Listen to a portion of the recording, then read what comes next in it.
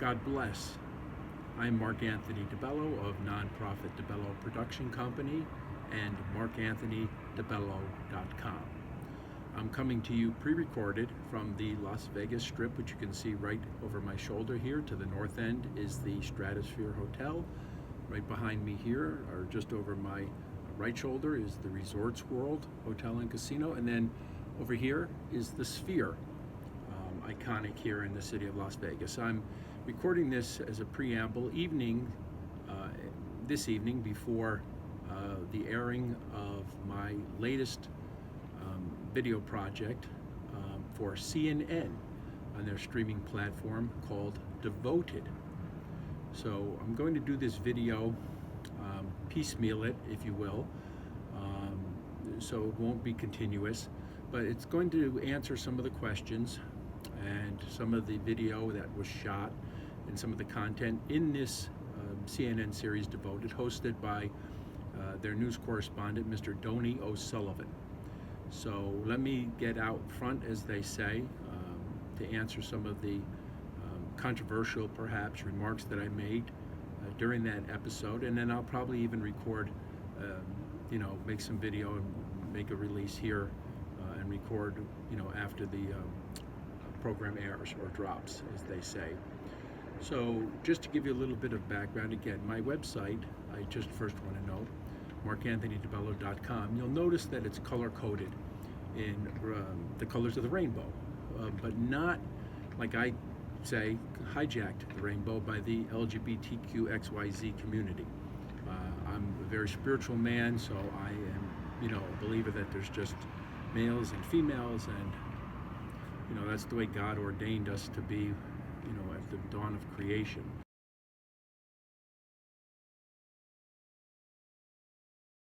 So here's a little bit of the backstory. I initially went to a President Trump rally here in Las Vegas and noticed, a broadcast crew, the host or the anchor, and then a producer who was also the videographer behind the cameras.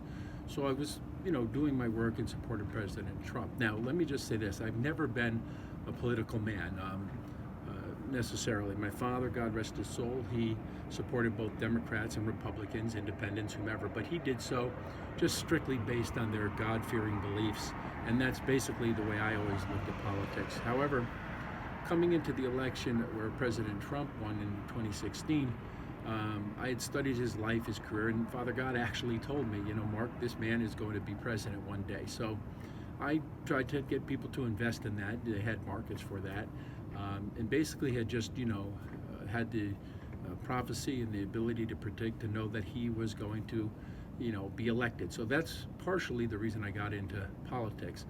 Also because he was in, unscripted reality TV as the host of The Apprentice. And then, even more so, when he was reelected, the fact that God, I believe, ordained him in Butler, Pennsylvania when he was, nearly killed. I mean, that's certainly the angelic hand of God, or Michael, the defender of life, the archangel Michael. So having said that, I had to, support a candidate, and God just said, Mark, you know what? This is the one candidate, because actually there's a scripture in the Bible where Jesus Christ is asked about taxes, and he says, give to God that which is God, and give to Caesar that which is Caesar's. Meaning, give God, his tithe is 10%, but also, if Caesar asks you to pay taxes, then go ahead and, pay some taxes. But to me, that also means time and thoughtfulness, give to God that which is God's, which to me is my entire being, mind, heart, soul, body, and not necessarily to Caesar, which is the government and politics.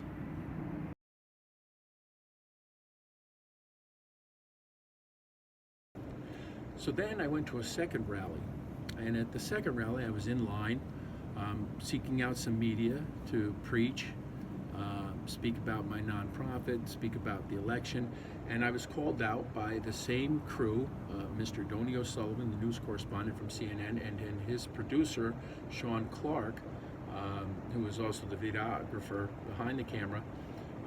And I just didn't know why he recognized me. But I remember now I had given him my business card, and we discussed this after the project we recently shot. So I gave him my business card, and he saw something in me. I don't know whether it was to do something in a documentary way, like it's going to appear, I think, in this feature segment on CNN's Devoted. But we had always wanted to, and he certainly had the power in this case, wanted to work together. So we had worked for a couple months trying to find a project, whether it was in the sports investing world as the gambler, or whether it was in the reality space or unscripted space as the minister of reality TV. So that's what we settled upon, him, me being Donie O'Sullivan, and then Sean Clark, his producer.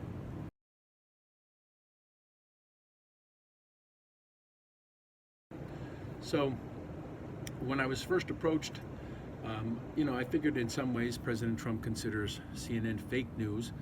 To me, I always had a lot of respect for Mr. Ted Turner, the founder of CNN. And, I never really turned down an opportunity to go into, in a sense, enemy territory to do basically 5 things. So if you ask me, there's 5 reasons I did this show. Number 1 is to preach. Okay, that's my calling, that's my mission, that's my ministry. And I always, for the rest of my days, I will always, work to preach about the Lord God. I actually have 2 sayings that really apply to the reason I do that. Number 1 is, if not for God, then what for? I mean, why are we here? I mean, I was blessed to, and want to always honor my mom and dad. I'm blessed to have the best parents I could possibly have been gifted with. But however, tragically, they're both deceased now. So I don't have a lot of, I'll say, motivation or inspiration to even do any work, let alone, the difficult work that sometimes it is to preach or have a unique ministry like I do. But having said that, I'm, called to, again, why are we here? We're here because if not for God, then what for? The second saying that I have is, only God holds the keys to the kingdom. So I used to want to do the work that I do to, make my father proud and to please my mom. But since neither of them are now living, breaks my heart. God bless them. God rest their souls. My sole motivation is to simply, make my way to that, abode of God's, which I believe is heaven. And I do believe there's also a hell. And I believe there's a God, and I believe there's a devil. So it's my desire to end up prayerfully, following my parents into eternity, and prayerfully they're both in heaven, and I'll get to see them again one day. So again, my purpose is to, 1, preach about God, and again, prayerfully, like I said, God holds the keys to the kingdom, so I don't have to please anybody, but the memory and the honor of my mom and dad, and certainly my Heavenly Father. The second reason I did this program is to start a family. My family and I are estranged. They've made some very ungodly choices after the death of my dad on Easter Sunday 2024. But at least when I was 50 years old, I basically took an active, I'll call it desire or mission, to father a child. I mean, a couple of reasons.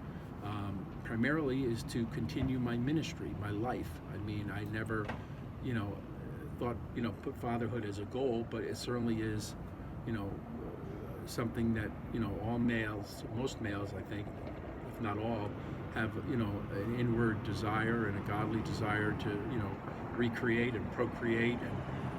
And, so now, I too have that desire. One of the reasons I primarily have that desire is because, my father's last name, DiBello, my grandfather, my dad's father, came right from what they call the old country, Italy.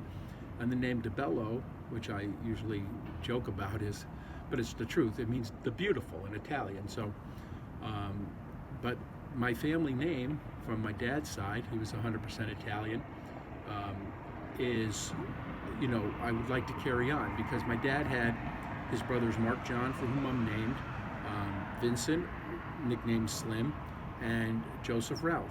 Ralph was my grandfather's name, my dad's name.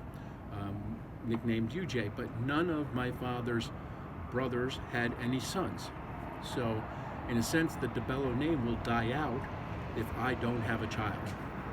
So, as the eldest child of both my dad, Anthony Francis DiBello, and my mom, Dorothy Leona Burek, it's my duty, if you will, my responsibility to honor my father and mother and honor Father God, and to try to, give birth and sire a child.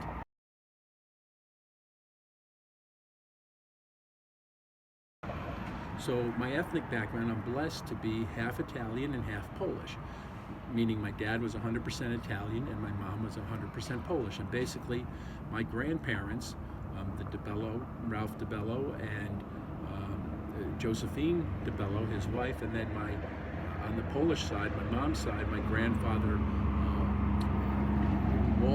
John Walter, I think his name is, and Francis Burek.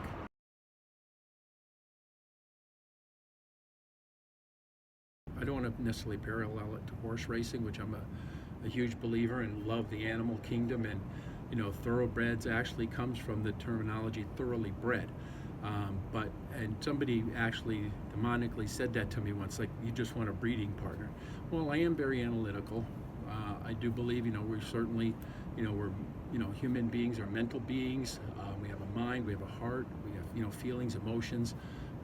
We have our bodies, our physical constitution, our bodies, the body, biology behind that, the chemistry behind our bodies, and then certainly a soul, the spiritual part of our being.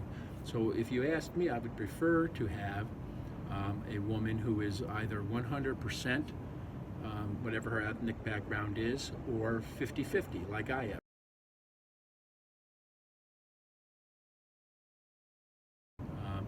So I'd want the child to be named Michael Anthony DiBello. Now, there's a couple reasons for doing that. In the Italian tradition, to name your child, you want to include your father's name. So blessed to be named Mark Anthony DiBello by my dad and my mom.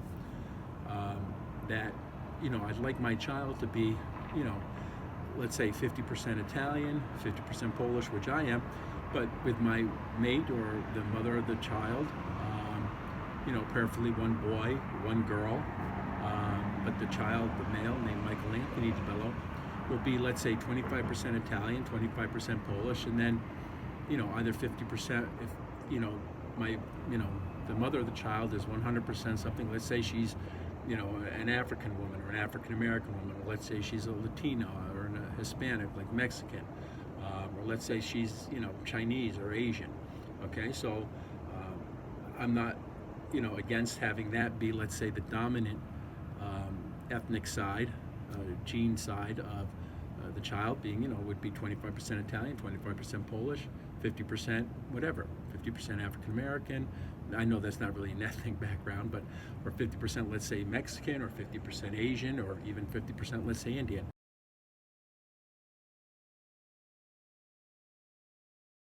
I, prefer, if I had my choice, because I do believe in this, and I don't want to get all into the preaching of the recreations of humanity, but Eve, of Adam and Eve, the first man and first woman, were actually, created by God after the animal kingdom in Africa. So God got done creating the animal kingdom. He said, "It is good."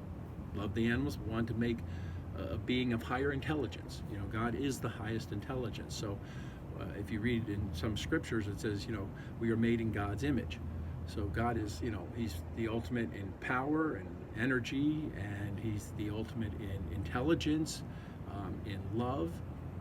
So, I do want to make clear that God is the God of love, life, joy, and peace. And now I say, and it's actually factual, truthful, that it's true love, true life, true joy, true peace. Okay, and there's a fraudulent or a deceptive version. There is a God, there's also a devil. The three things that most make up the devil and his evil character are: he is evil, obviously, but he's a liar, he's a deceiver. He's also a thief, okay? He's a destroyer. He steals life. He's the devil of death, okay? God never intended for any plant, any animal, or any human to die. To me, one of the hardest things to find on earth is a woman who, follows the things that I believe in the most. Number one, to mother a child. Number two, to be a helper to the man. Help the man get through life. Whether it's his work, which I believe should be godly work first, and my nonprofit, basically we do the 3 S's. It's spirit, sports, and show business. So spirit is certainly anything with regards to religion or charity, preaching, anything like that, or just, increasing the knowledge of God. Secondly is sports. So for me, there's 2 sides to that right now. There's the analytical side, and there's what we call sports investing. We're here in Las Vegas. You can see the strip right over my shoulder. So some people, I don't like to use the words, they begin with a B and G, but let's say betting and gambling. But it's rooted in the analytical work that I do. So it's analytics and then the sports investing. But also now what I'm seeking is to birth a child who is athletic, and that's why, I'm blessed with, great athletics ability, a great athletic ability growing up, in addition to having, I believe, a really blessed mind, a huge heart, charisma, some humor, well-spoken perhaps, but a lot of blessed talents, and I would like to join those talents with a female who either has, either better talents than mine, or similar talents to mine, or even more advanced talents than mine. But primarily, I would say, an athletic woman, an intelligent woman, and give birth to a child athlete who can improve on everything that I've tried to accomplish in my life in spirit, sports, and show business, as in sports, and particularly as a former athlete myself. But in show business, certainly expand upon my ministry and my work in all areas of show business, whether it's film or television or music, writing, whatever the case may be.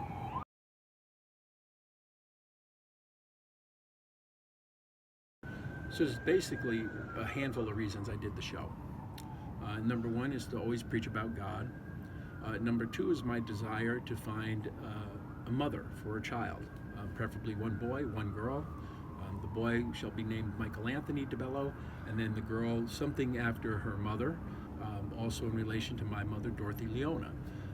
One male, one female child, one boy, one girl, and a brother and a sister. So number one is to preach about God. Number two is to start a family, birth a child. Number three is to have a wife, a mate for life. I've done enough, carousing, if you will, or wandering, or being a quote-unquote player, but it's time to settle down and find that one blessed woman. So one is to preach about God. Two is to father or sire, to use a term, a child. Three is to have a wife. Four is to have a helper, to help me with my work and my ministry.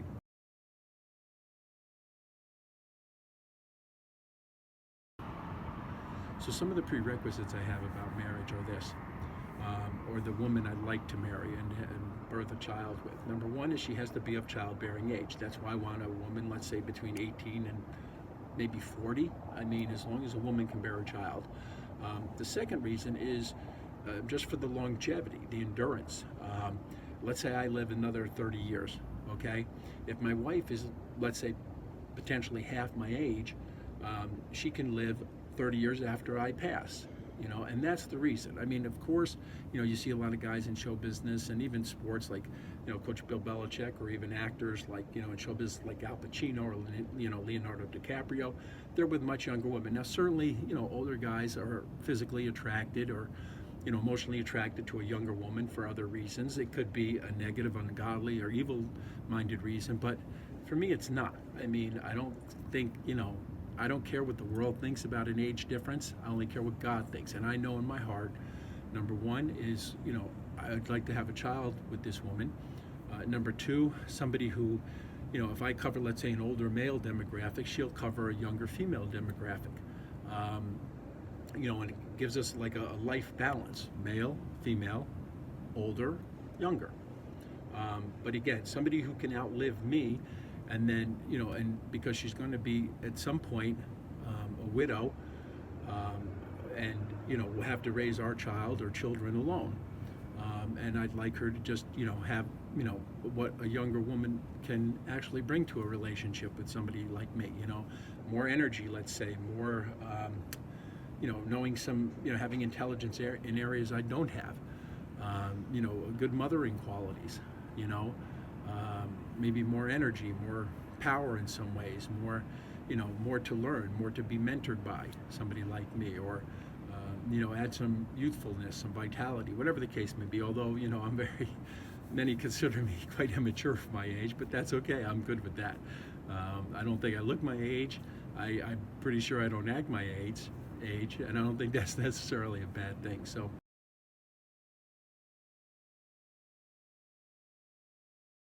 remember, God is love, life, joy, and peace.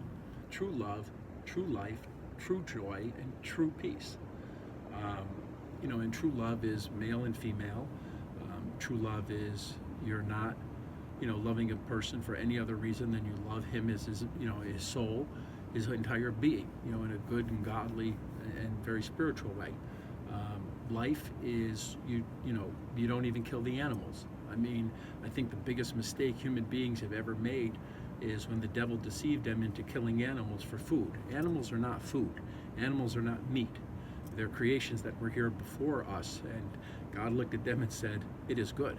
And then he decided to make a being of higher intelligence. But the dumbest thing humans have ever done is to eat the animal kingdom.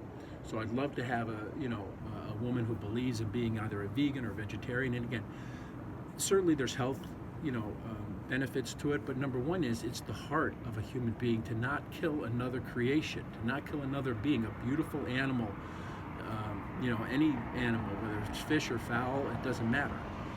And I certainly would like my child to be raised, or our child to be raised that way, either a boy, Michael Anthony DiBello, or a girl, whatever name we both decide on, or I so choose, but again, probably we both decide, because I'd like the woman, a female child, to be named after her mother. But I'm a big believer that a child should be raised, and I wished I was from the beginning, but again, no fault of my parents. They didn't know better, so to speak, but I've come to learn that being a vegan or vegetarian is the best thing that a human can do in their diet, and it's probably the number one addiction and weakness and deception that human beings have, is to think that God created the animal kingdom for us to eat, or call it meat, or call it call it food. It's not. They're not. Animals are living, breathing, beautiful beings, just like humans are supposed to be, but they were actually here first.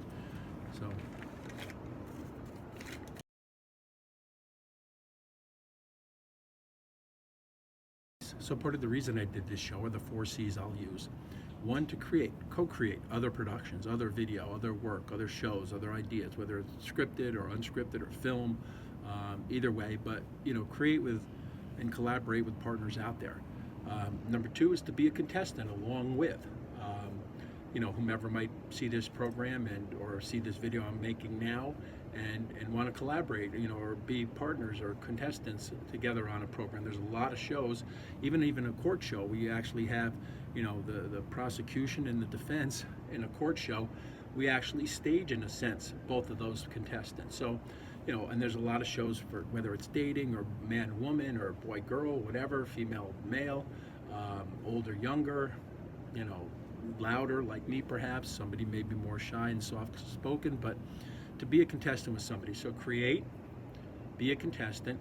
Number 2 is to coach, or I'm sorry, number 3 then would be, let's say, to coach somebody, to be a winning contestant, to be a winning creator, to use that kind of terminology. So, be a creator, co-creator, creative. Second, a contestant or co-contestant, contestant partnership. 3, to be a coach, to mentor, to share my experience, my ability, my talent, my success, and coach another contestant, male or female, but in this case, preferably female, but willing to coach everybody and anybody. Number 3, consulting, a consultant, which is similar to being a coach. So it's basically those 4 C's: to create, to be a contestant, to coach, and to consult. So we're looking to do all 4 of those things.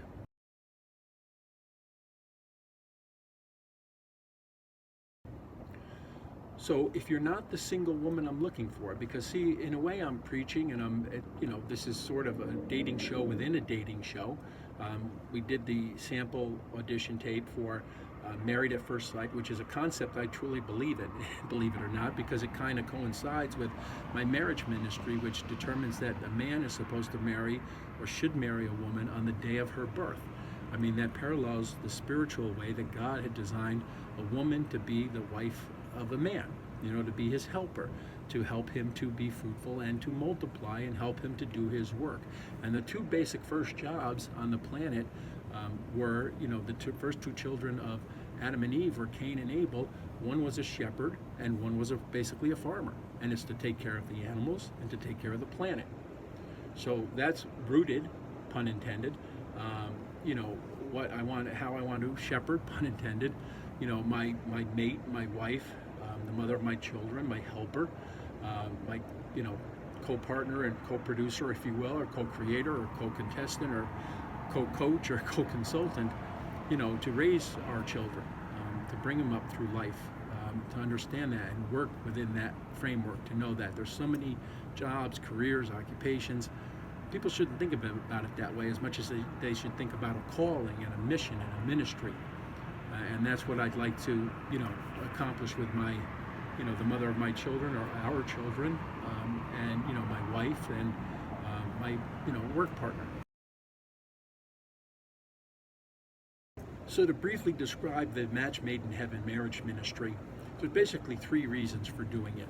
Number 1 is I believe it's wholeheartedly spiritual, that, and you can look at if you believe in the Bible or Christianity, the scripture is that God gave the woman to be the man's wife. God created the woman actually from the Eve, God created Eve actually from the man's rib or Adam's rib. But she was created to be man's wife, to be the mother. Eve means actually mother of all, and to be the man's helper on the day she was born.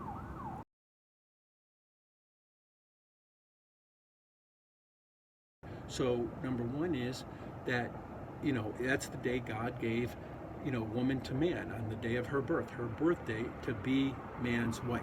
Number 2 is that it leaves the decision making out of my hands. It leaves it up to, divine providence. I don't call it luck. I don't call it fate.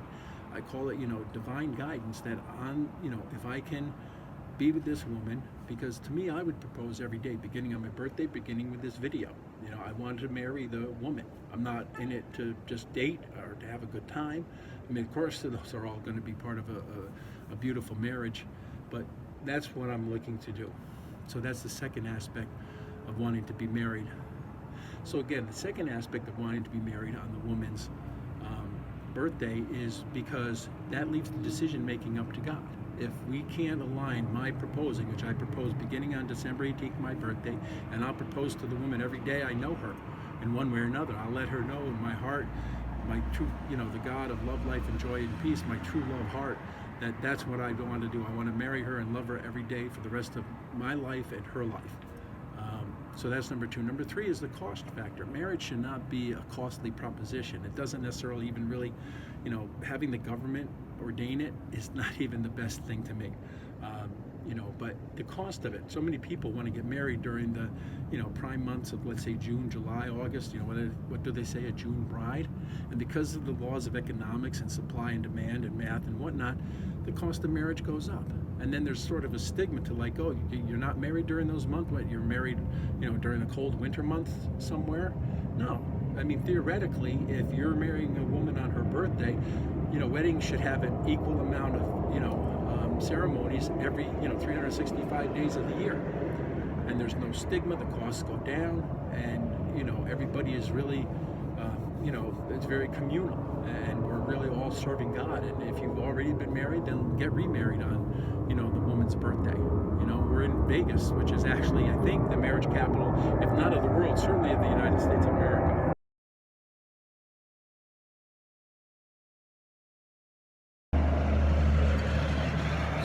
So the first wedding would be on the beach. spiritual between the Lord God, myself, and my woman. And then secondly would be here in Las Vegas, right across my shoulder, downtown north, right from here. Even the chapel we used in the video for CNN. Secondly there, and then thirdly, I'm open to having a ceremony in her hometown, or her place of birth, or where her family is. I don't have a lot of family. I won't have probably anybody there. Maybe a best man. I mean, God is my best man. The memory of my dad is my best man. My mom is in my wedding party, if you will. The memory and honor of my mom. But having said that, I would marry my wife every day if I could. And I would certainly like to do it one way or another every year. But start with a beach wedding. Secondly, be married here.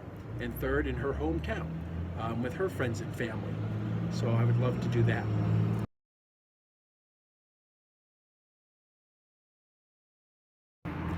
Now, I've said this before in other videos, but I'm just going to give 3 descriptions of deception. One that really applies to me, and I hope that people who watch this and watch the show on CNN can, get past and not let the devil deceive them. But number 1 is just when you tell a flat out lie. If I say to you, you know what, I'm holding up 9 fingers. I'm actually holding up 8 fingers, 2 thumbs. Some people might say 10. What I'm not holding up is 9. I just flat out lied. Okay, that's a lie. That's one form of deception. Number 2 is if something is really, like there's a hotel over my shoulder called a mirage. You're in the desert. You see what you think is water. It really looks like water to you. It looks like it truly is. But then you get there, you realize it's not water. It's just sand. Like for instance, if I said to you, I'm holding up, 9 fingers. I'm holding up 9 fingers. See, I'm not really, in a sense. It looks like I am. See, you might count 9, but it's 4 fingers here, 4 fingers here, and a thumb. So technically, if you will, it's 8 fingers and 1 thumb. It's in the wording. It's in the context, but that's the devil. That's why it's deception. You think it's the truth, and it's not. But the way that most happens to me, and it's a true form of deception, is when I tell the truth and people don't believe me. It's when I tell the truth and people don't believe me. The devil is deceiving them. See, now I'll say to you, let's say, Mark, what are you holding up? I'd say I'm holding up 8 fingers and 2 thumbs. No, you're not. I don't believe you. I can't see it. Maybe we're just speaking on the phone. I don't have all the video, let's say video that was cut and left on the cutting room floor, something like that. Or I haven't talked to you. I have to think about it. But the devil, the demons in them will deceive the person, and the person will call me a liar to my face. No, Mark, you're lying. You're not holding up, 8 fingers and 2 thumbs. And that's just them being deceived. So I'm not going to lie. I don't go on national television. I certainly don't, deal with my mother and father and honoring my parents in lying. And I'm never going to lie to the woman that I want to have a child with or to the woman who I want to marry. I'm just not going to do it. I mean, God would strike me down. Now, I'm not saying I'm perfect. Now, I'm not saying I'm perfect. I've had to have occasion to lie in the past, but, now when I do shows like this, they're documentary style. All the shows I do, they're reality based. They're unscripted. I mean, I'm not going to lie on national television. I'm not perfect. I put down my transparently, I put down my weaknesses, things that having a good woman, a godly woman will help me with, just like I know I can help her.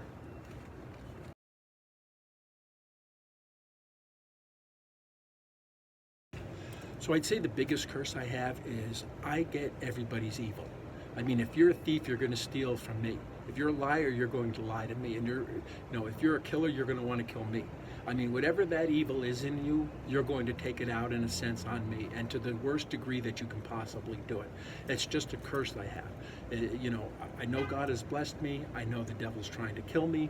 And, those are the types of things that kill people. You lie to a person. You mislead them. Let them think you love them. Let you think them, you like them. You want to work with them. You're going to pay your debt. Whatever the case may be is, and you end up lying. Or you steal from them. Oh, no, I'm going to work hard. I'm not just going to steal your money, or send me money. I'm going to use it for this. And then they lie, then they steal, then they cheat, whatever it is. Or, I'm going to destroy you. The destruction leads to death. I'm not going to destroy you. I'm going to love you. I've told it before, the devil, the evil one, the hater, the liar, the thief, destroyer, he's not dumb, in a sense.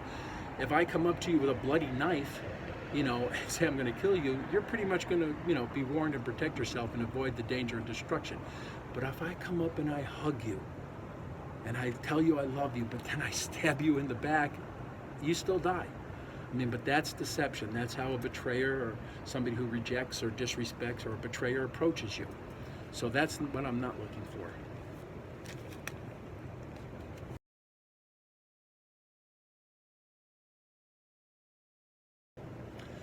So some of the female qualities I want, and I've said this lightheartedly a few times, and people always take it out of context. If you don't love yourself, first you need to love God. If you love God, then you need to love yourself, not in an arrogant, egotistical, anything less than humble or narcissistic way. But love yourself as in, I want to be alive. I want to have love. I want to give love. I want to have love. I want to give life. I want to create life. I want to save life.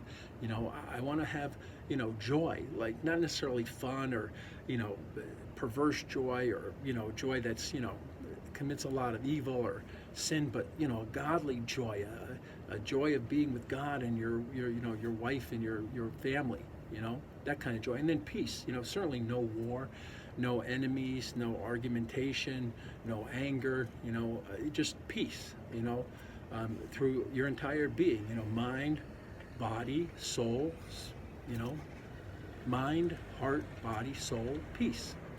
In what Mexico we would call tranquilo. When I was in Mexico, when I lived in Mexico, if you're a Latina woman or a Mexican woman, God bless you, peace, tranquilo.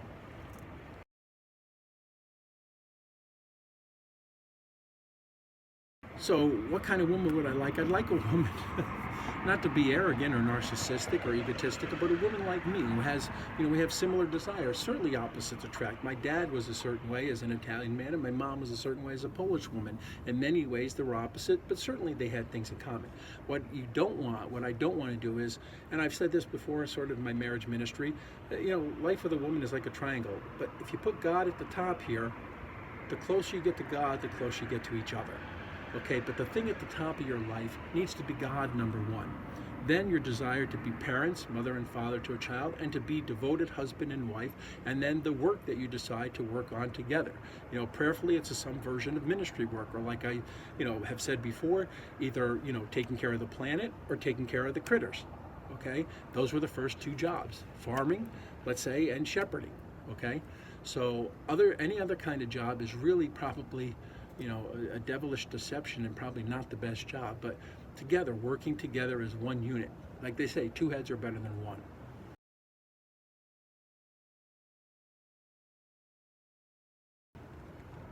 But I wouldn't mind the qualities that I have, and I've listed some of my qualities before, but, I believe athletic, intelligent, charismatic, comedic, hardworking, emotional with a big heart, generous, those kind of qualities. Somebody who could not only mother a child, but in a way, help and mother me in a sense when I need some care or some, if I become weakened or let's say disabled, but somebody who can also help care for me.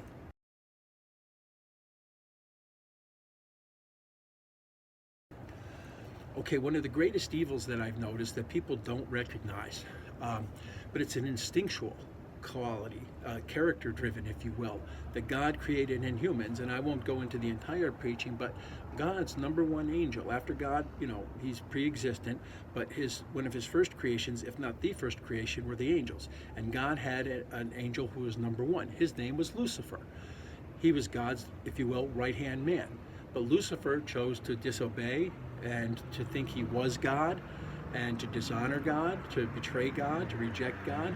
So Lucifer was cast out from heaven and God's side, and Lucifer then became the devil, or the enmity or an enemy of God's.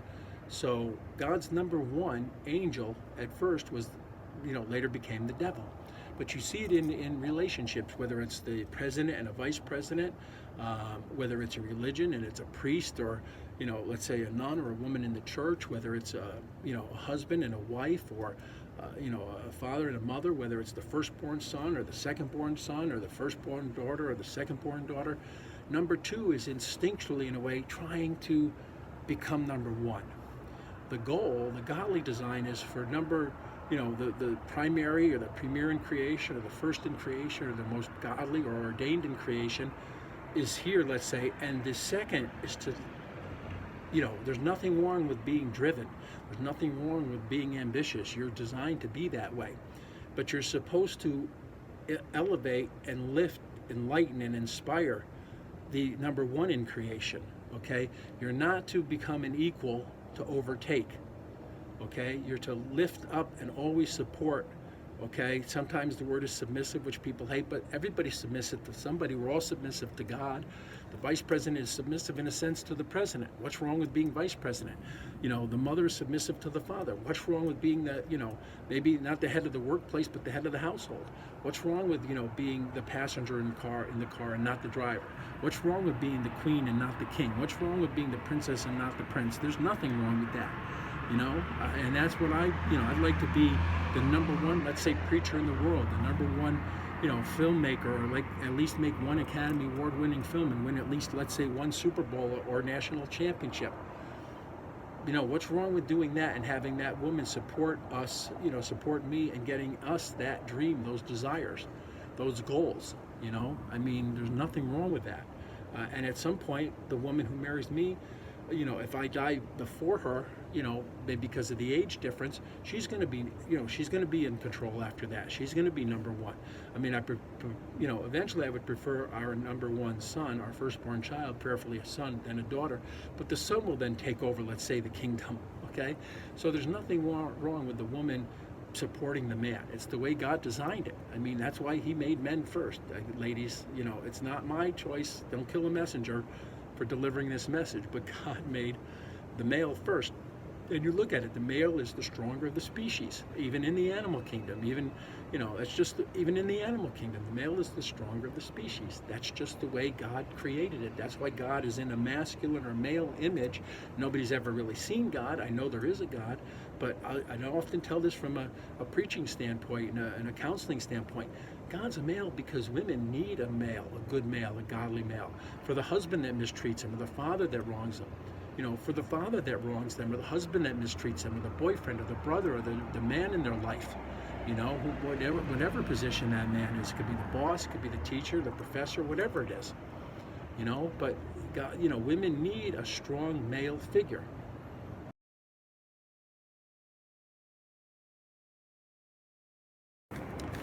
So again, I think the biggest problem, the biggest thing that's in a sense perverted or prostituted or you know, or is devilish is the, you know, number two trying to be equal to, because you can't become number one. If you're number two, you can't become number one without first equaling yourself to number one. And that's what the devil tried to do with God. He tried to act like he was God. He thought he was God. He tried to be equal to God. Not to be equal, not to have that be the goal, but to then overtake, okay, and to you know, commit a coup, if you will, you know, to you know, become a traitor, to become a betrayer, a deceiver, to overtake God. But that's the number one problem, I think, the devilish problem with women, is that, you know, they're not there to you know, there's nothing wrong with being submissive or, you know, or serve or to support. You know, that's the way God created, you know, the human being. That's the way God created human beings. It's even the way He created the animal kingdom. Okay, the male is the dominant of the species. He's the leader. He was here first. The person who's first is the leader. They're here first. There's nothing wrong with being a follower.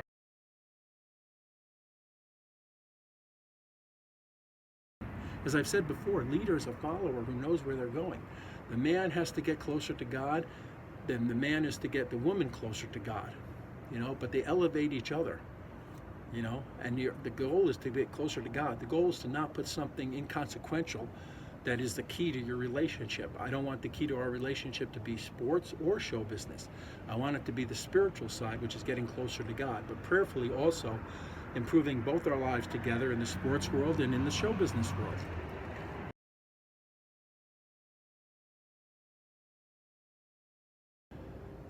After being devilishly destructive and deadly, which is the number one evil, and the deception that goes with it, I'd say number two is the as I've described before, the instinctual part of a being where the number two has to overtake number one, rather than uplifting number one, but tries to become equal to number one, only to want to overtake number one. dethrone, if you will, number one. That's what the devil did with God. You see it in, whether it's in religion, in the church, you see it in politics with a vice president, let's say in a president, you see it, in the family with the father and the mother, you might see it with the husband and the wife, you see it with the firstborn son and the secondborn son, or the firstborn daughter and the secondborn daughter, whatever the case may be, the firstborn child and the secondborn child, or let's say the employee to the boss, but number two is to support number one. I know nobody likes to be necessarily number two, but there's nothing wrong with being the top number two in the world. So I'd say the third, the biggest deception, the biggest evil in women especially, is the spirit of prostitution. So let me break down that description, because I didn't get a lot of chance to do it on a show here. So we're overlooking the Strip here. It's called the Strip in Las Vegas, Nevada. It's basically historical. They call it, in a sense, the oldest profession. But prostitution is really simply, in one way at its core, it's the love of money before the love of God. And certainly before the love of a male. You love a male for who he is in his spirit, his mind, his heart, his body, his entire being. You don't love him just for his money. You don't use people or abuse people for money. So I was asked on the show if this is just me talking about my personal life, things that have happened to me, that I think that women have this spiritual, sense of prostitution within them. Again, there's absolutes with everything, but there's also exceptions in a sense to everything. It's not always just black and white. There is a gray. I'm just looking for that one woman, really, to me, like my mom. Even my aunts on both my mom's and dad's side didn't really have that spirit of prostitution. Now, I'm not saying, and let me give you some of the different forms. It's not just like we're overlooking the Strip here. It's not just necessarily, the person who, would be what's called like a strip walker, like a prostitute walking on the street. I mean, and that comes in a lot of different forms. It could be, a stripper, like a dancer. They have a lot of what's called escorts out here. It could be somebody who, sidles up to you at the bar and first starts talking to you, and you think they just want to meet you or date you, and next thing you know, they're asking you for money. I mean, there's very overt versions of what's called prostitution, but then there's other, more, let's say, I'll say subliminal or, deceptive versions, like, let's say the gold digger. I mean, you're out west here, the person who marries the man for money, a gold digger. There's like, there's people that have what are called sugar daddy and sugar baby relationships, where the guy is paying to be with the woman, and it's not just necessarily sex. It could be just the company of a woman, the emotional attachment. Just get a woman even just speaking with you. There shouldn't be a price tag on that. You speak with people. You don't put. There's basically two gods.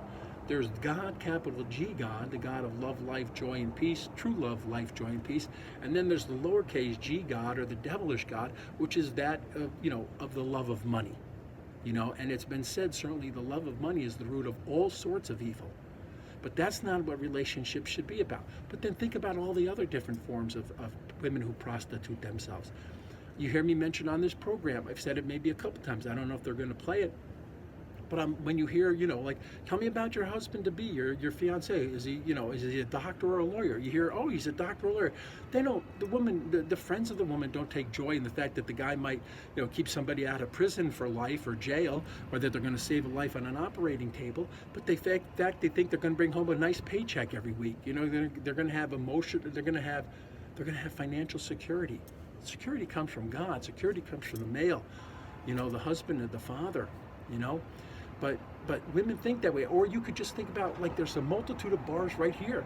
In every city, you think, these people aren't selling, you go to some, I won't mention them by name, but the women are not selling, chicken wings and French fries. They're selling scantily, whatever they're selling in scantily clad clothes. And it's not just selling, let's say the thought that something sexual. It could just be being friendly to a person. Like, why are you being friendly? Well, they're being friendly because it's their job. They're being paid to be friendly. Or they're being friendly because they want to get a larger tip. If you don't tip, geez, the next thing I know, you're castigated, you're ostracized. I've had it happen to me. And it even gets worse than that. You don't leave a tip, bad service, bad reviews, you don't leave a tip, person goes, tells the manager, unruly customer. You go outside, you talk to the woman, you want to say, hey, it's nice to meet you, I appreciated working with you, you were my waitress, I was, customer, you did make, you do get a paycheck even without a tip, but the next thing you know, you're harassing me, you're stalking me. I just wanted to say hello. I mean, I just didn't want to say hello, like be personal in the restaurant because you're working. I'm maybe having a work dinner, something like that. But, you don't just be nice to a person to get a tip. You should genuinely be nice all the time. In a sense, that's prostituting yourself. And there's so many other subliminal ways. You know what I mean? Like the woman who, dresses in a sexy outfit to get a job at a job interview. You know what I mean? And then next thing you know, the boss, is, let's say, maybe adulterously attracted to that. And the next thing you know, he's being sued for harassment. Or sometimes if a guy commits some sort of sexual, crime against a woman or something, the woman is like, oh, you know what? I've got to sue you. Okay, so let me just finish up one of these thoughts I was saying about, the prostitute spirit. The spirit of prostitution. It doesn't have to necessarily even be for cash. It could be some sort of trade. You know what? Like if I'm very sexy with you, in order just to get the job, I'm not going to use my talent. I'm going to be lazy. I'm going to take the easy way. I mean, that's a lot of what women with the spirit of prostitution are. They don't use their talent, or they don't have talent, or they're just not hardworking, or they're lazy, or they certainly just have an immoral or adulterous heart, an evil-minded heart. I mean, and it doesn't necessarily have to be for money. It could be, to get an item of some sort. It could be a trade of some sort of deal. It could be, to some sort of, get a guy to do some sort of act of work for the woman or service. We're not supposed to enslave either. Men aren't supposed to enslave women, and women aren't supposed to enslave men.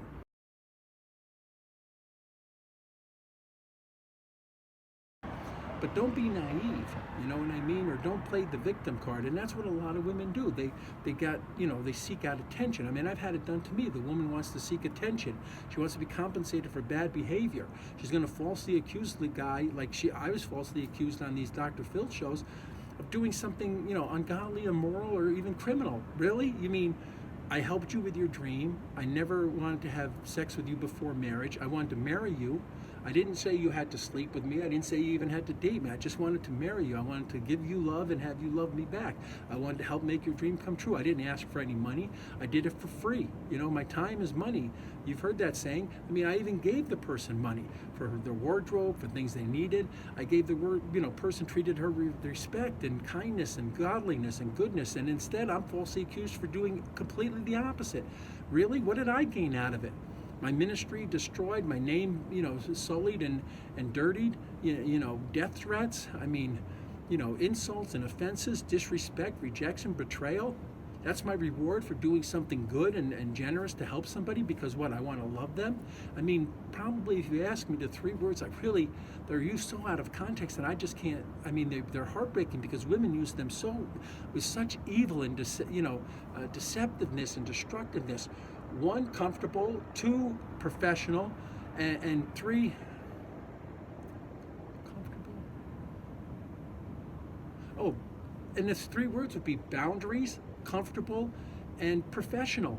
I'm unprofessional because what? I run a nonprofit ministry, and I'm telling you openly, I'm running this ministry because I want to marry you. I want you to work with me. I want you to birth me a child. That's unprofessional. It's my nonprofit. It's my work. It's my life. It's my job. It's my ministry. I'm the boss. I can run the company any way I choose to run it. Okay? I mean, I'm not breaking any laws. And even if it was, and it's not, I owe it to God. I don't owe it to the government. You know what I mean? And you're uncomfortable. A woman is uncomfortable. What? Because you have to work, because you can't be lazy, because you have to, work with it in a godly perspective. You have to be disciplined. You have to be obedient. You have to, serve the common good, the good of the team, the good of the company, the good of the ministry. Really? And if you don't do that, you're going to sue? You're going to claim harassment, claim some work violation? I mean, and boundaries. I understand boundaries, but there's no boundary on marriage and love and life and ambition. There shouldn't be a boundary on that. They have a saying, there's a saying, let's shoot for the moon. Well, you know what my dad used to tell me?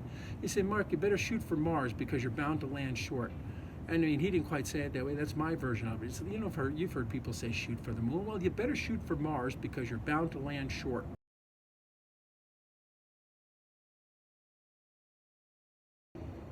So that, so that sense and spirit of prostitution is prevalent. It doesn't necessarily have to be in a place just like this, Sin City, but it's throughout the world. I mean, a lot of people condemn Islamic women or, Muslim women. These women are in many ways, many more times godly than, American women or Caucasian women or, Eastern European women. I mean, they dress demurely, they dress modestly. That's the way God, you're not supposed to be selling yourself, your body is a temple of the Holy Spirit, it's a temple of God's. It's not something for you to use to ransom or extort or blackmail or to prostitute yourself. I mean, your body is to give birth. Your body is so you can be a mother. A body is so you can, be a hardworking wife to your husband. Certainly there's, none of us are 100% godly. There's an attractiveness, there's a physicality to it. I mean, but how many women, you think about it, even in a marriage, they prostitute their use of sex. Oh, I'll have sex with the guy, with the husband until he runs out of money. Or I'll have sex during the honeymoon period, but after that, I'm going to hold my sex back. I'm going to extort or blackmail with that. Because in many cases, the man is more sexual than the woman. And you don't buy me this car, you don't do this for me, you're not going to get any tonight, as they might say. I mean, it's terrible. It's a travesty. And it's not just what happened to my daddy. I'm not even talking about the sexual part. I'm just talking about the being nice to a person. They prostitute not just their bodies, they prostitute their heart. A woman can prostitute her kindness, her thoughtfulness, her generosity, her work ethic. I'm not going to work unless I get this. I'm only going to work if I get this. You don't prostitute, your sexuality, your body. You definitely don't prostitute your heart. Guys fall in love with women. Guys are heartbroken. It hurts worse than, let's say, a guy who gets rejected and doesn't get, to have fun at the end of a date, let's say, on a Friday night. But he gets rejected and is heartbroken.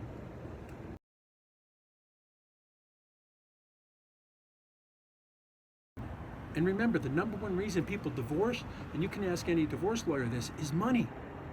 It's because the relationship was based on money, and in particularly, usually the guy making money or the husband making money. And if the husband doesn't make enough money or not enough money to afford the woman's lifestyle, whether it be lavish or not, that's a reason for divorce. The money should never be the reason for divorce. So if you want to learn more, you can just go to my marriage ministry, God's and I, my marriage ministry at A Match Made in Heaven.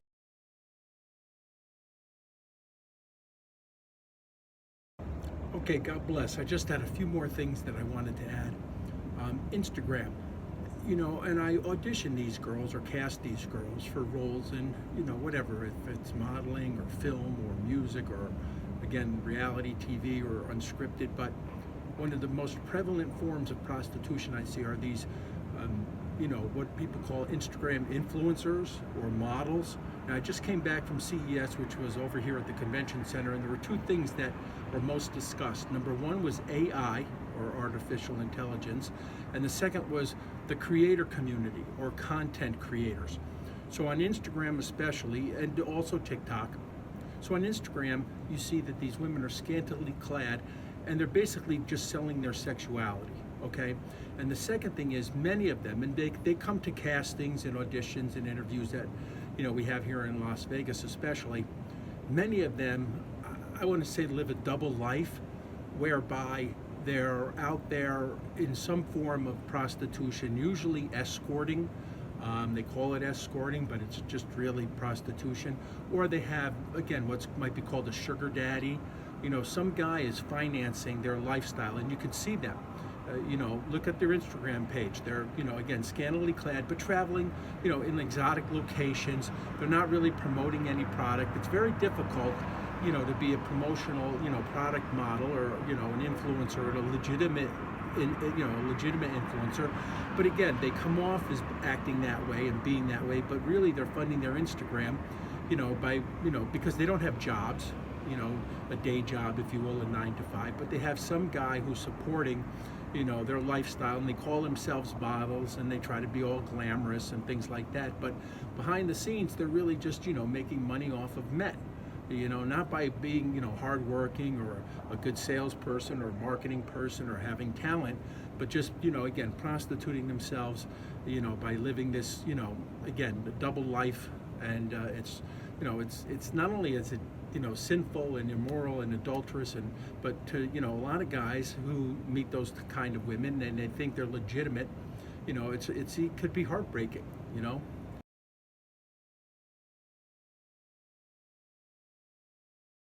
So there is a name I want to mention of a woman, and I love black women, but this Michelle Obama, she recently said, as the date of this taping, that it's okay to dress, provocatively to go get a job.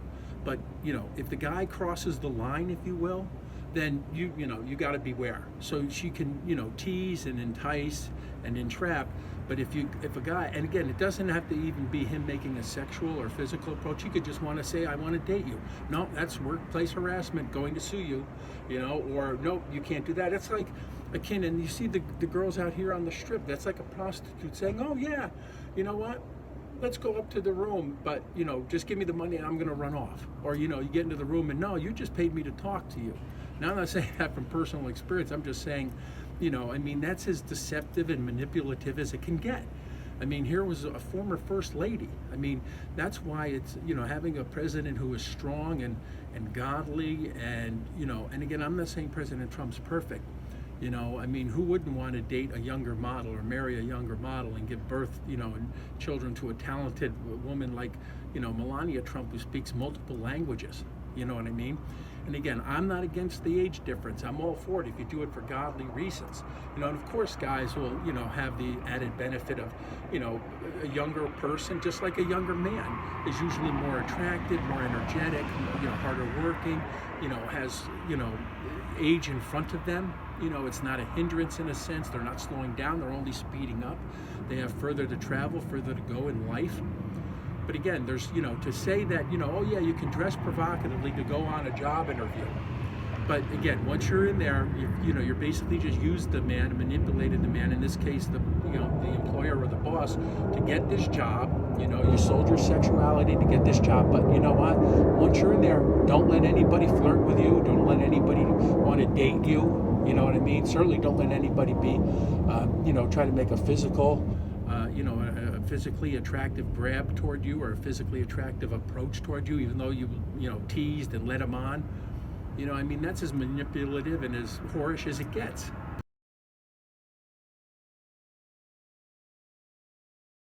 Her body and her sexuality should just be for her husband.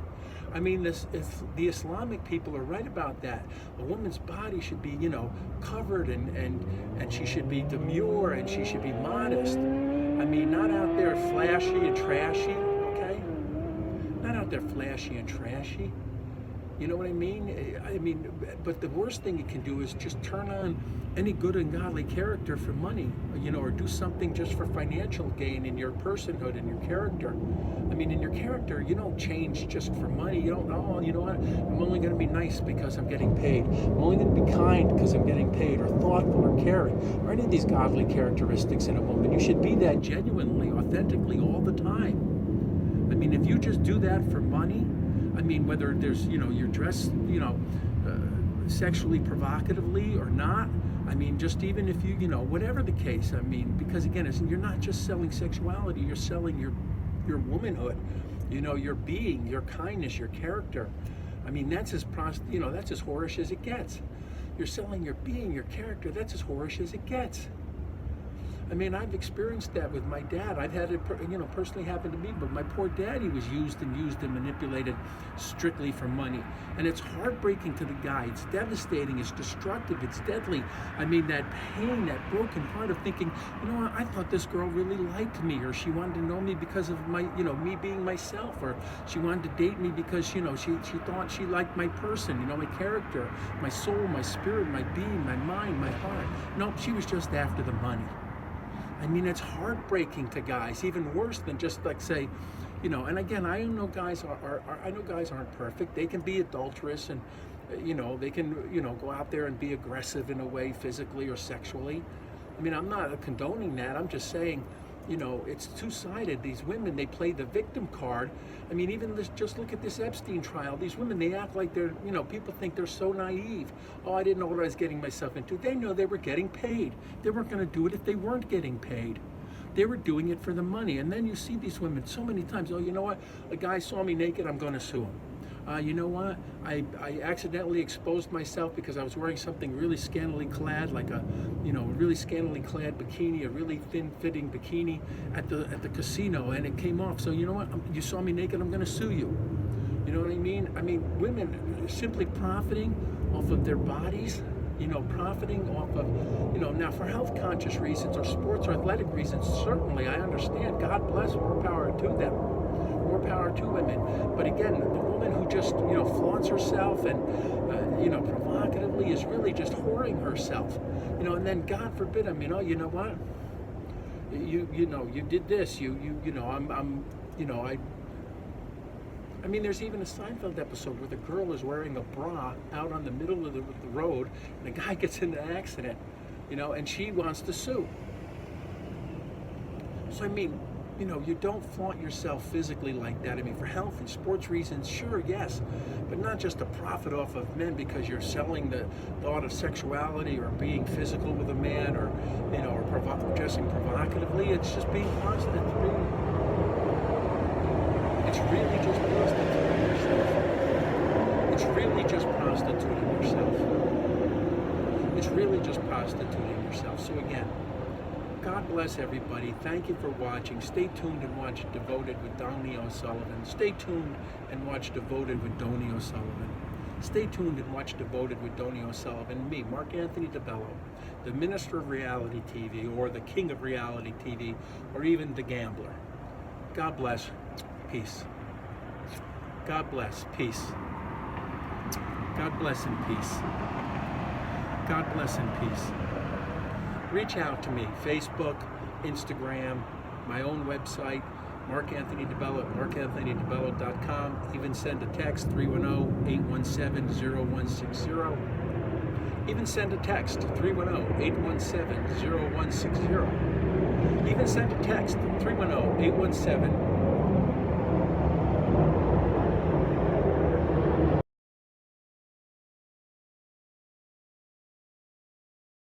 Now, I know this is very, unstructured, this video, but I just wanted to make what I think are some salient points.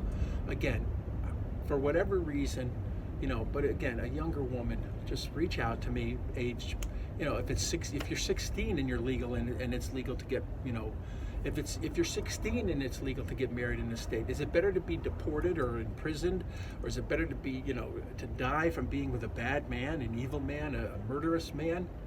I mean, whether you're 16 or 20 or 30 or 40, as long as you can give birth to a child, please reach out to me. I will marry you. I will love you the rest of your life, every day, like you've never been loved before. We will work together for God. We'll work in ministry. We'll work in, as I said before, the spiritual, sports, show business. And then you'll take over my ministry right from the point of marriage. I want to concentrate on fatherhood. But then when I pass, my child or our children, one, a boy and a girl prayerfully, and my wife, my woman, she'll be, able to perpetuate my life more than just on video. Keep my work alive, my markanthonydibello.com website and all the video work that I've done, and, anything in media. I mean, the treasured belongings that I have to leave behind. So God bless.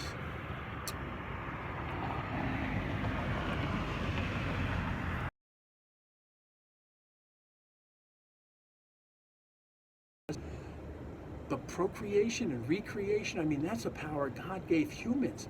It's the most important thing God, gave humans to do, is to perpetuate life. Life is supposed to be eternal. It's this version of it, this bodily version, and then there's the spiritual eternal version. But God never created death. God loves life, and it's something that He created. It's really pretty simple. It's really pretty simple. Be fruitful and multiply. So God gave, made humans to have that desire to mate and to procreate and to recreate. And there's nothing wrong with that, okay?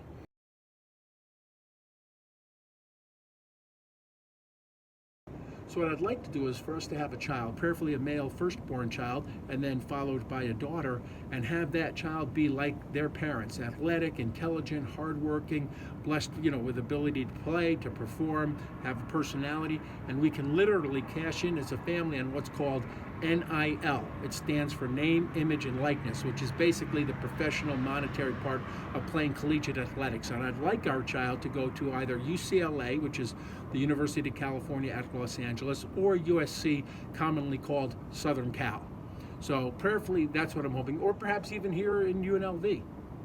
So prayerfully, that's what I'm hoping, is to have to breed a child, to give birth to a child, to bring up a child, to coach a child, to mentor, teach, father, and mother a child who can grow up to be a great athlete or a player, a performer, a personality, certainly preaching above all else, but attend a school like UCLA or USC. God bless.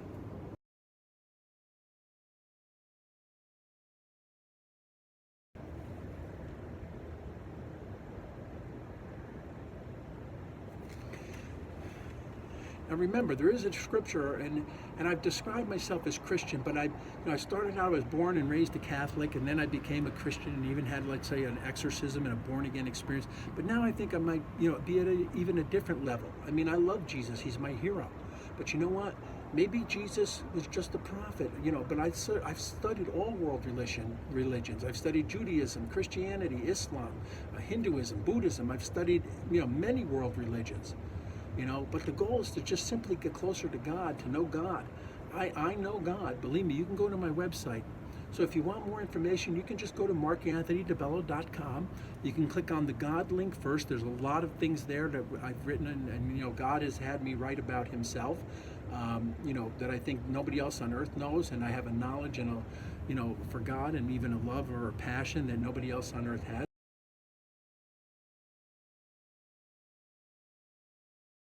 So the second thing I want to mention here is a word that you're not supposed to use with women, but I'm just always going to try to be transparent and truthful, especially when it comes to, putting down video. And that word is desperate. So what I mean by that is I'm willing to meet and marry any woman, okay, or birth a child. Let's say you're in fear of being deported, or you are an illegal alien, and you want to stay in the country. Of course, I don't want you to marry me or have a child just to stay in the country, what they call an anchor baby.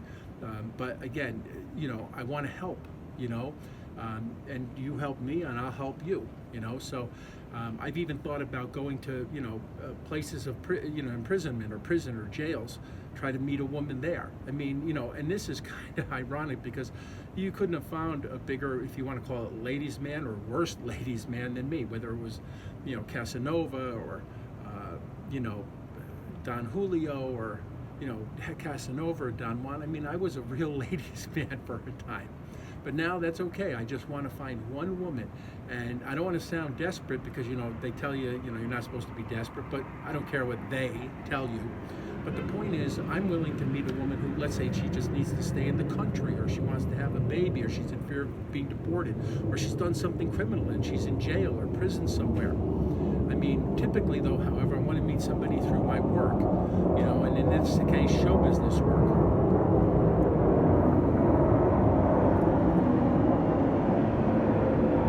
Sorry, plane going over. It's getting loud.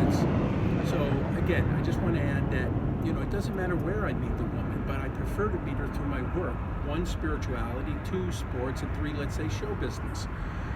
But, not something, it has to be, I'd like it to be a good story, a dynamic, spiritual story of her reaching out to me, much like some of these women I've met in the past have. However, they all had an alternative agenda, an evil-minded one. But, again, there's nothing more important than, giving birth to a child and being married and working together and, perpetuating or, memorializing or immortalizing my life, whether it's done on video or through childbirth and, again, through my work.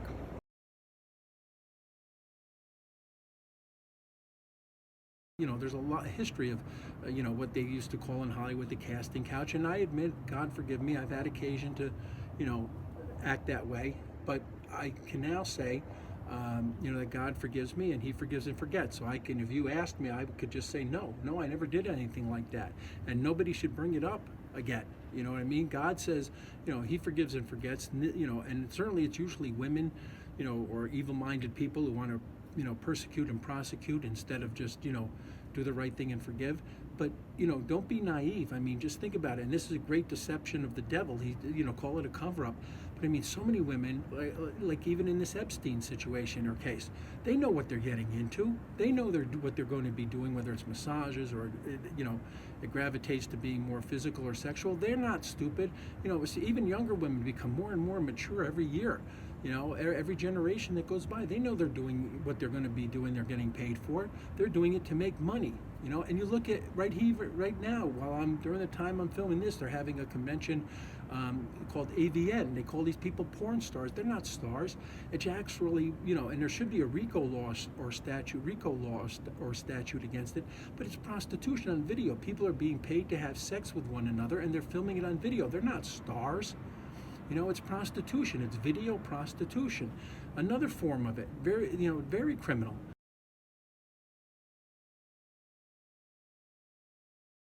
So if you want to create together or be a contestant, either as an individual or your own team or partnership or with me, or if you want some coaching and consulting, you simply go to my website, click on the tab for reality TV contestants, follow the links, and then sign up with us. Because again, my goal here is to try to, it's a numbers game for me. I have to basically try to speak to, if there's 8 billion people on the planet and half, let's say 50% women or 4 billion women, I have to speak to 4 billion women to find the one, just the one who will vow this day, as I'm proposing here to whomever might be watching now or watches the show, to marry you. I love you. God bless you. Let's, create a family together. And I'm proposing to you now to be married on your birthday. And if it's not you, because there's only one person, but to everybody else, eventually my wife and I would love to have you work with us. Whether it's a creation or it's a contestant partnership or it's coaching or consulting, just go to the Reality TV Contestants link, or just go to the Reality TV Contestants tab on my website and follow the links and sign up with us.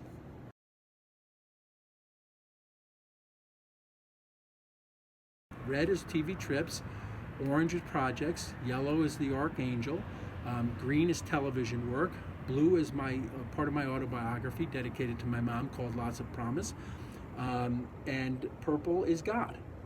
So it's not anything to do with LGBTQ, okay?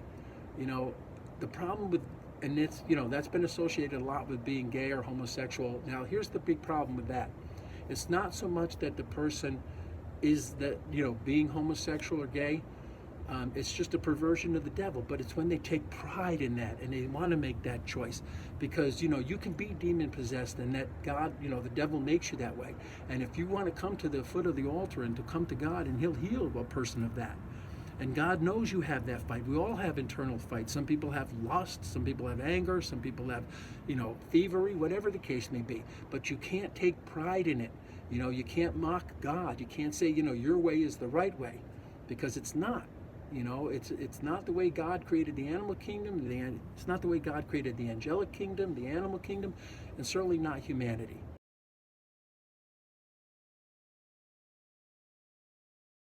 Because I want to meet somebody in a unique and interesting and spiritual way. And, I can't imagine myself necessarily, bumping into somebody at the grocery store and having that turn into a lifelong relationship.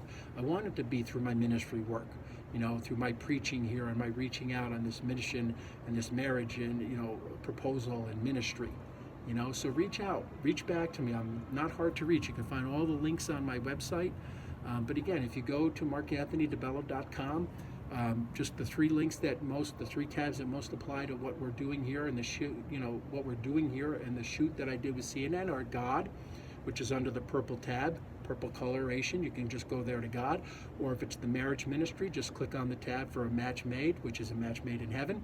Or just go to the red, anything in the red tabs, which is reality TV contestants. Or if you're interested in sports investing or what, out here in Las Vegas, the home of sports investing, just go to The Gambler. And that's sort of a character I've developed. It's just sort of, using my, blessed analytical skills and mathematical skills and even, financial skills and economic skills to, prosper people and make people money. I mean, to give winners. And you can see some contests I recently won in football, and You know, if it's the gamble, I just really kind of focus. This is Las Vegas, but I don't play those slot machines.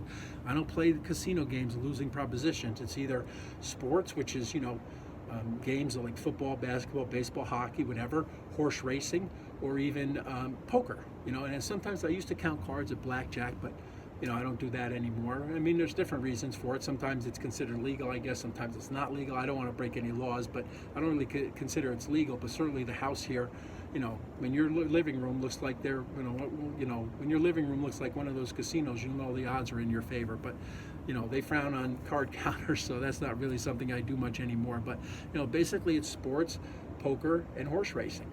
And you use your mind, you use your talents, your gifts, and it's certainly just like for me, it's competition, it's playing, but I'm using my mind to play. I love to play games, not necessarily play games with women. Nobody likes all that drama, but again, so just go to markanthonydibello.com and sign up with us, whether it's as the Minister of Reality TV, and I can help bless you and get you onto a show, which you can see, obviously, I have a lot of experience and talents and networking connections. They say it's not what you know, it's who you know, but it's actually both.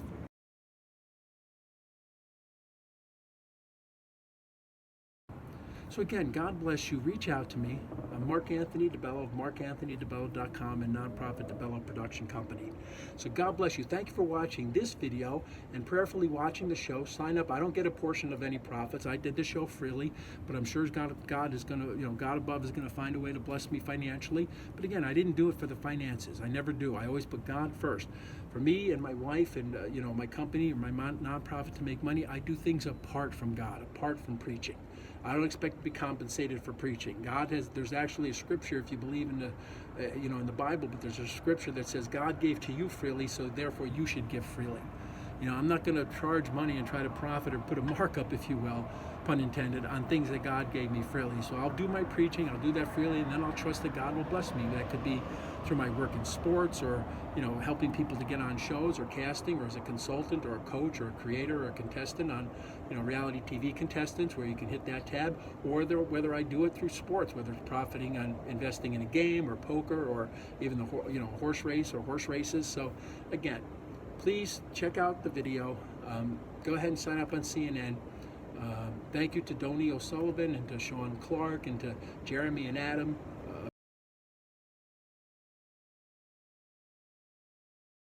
Stay tuned and watch Devoted with Donie O'Sullivan. God bless. Peace.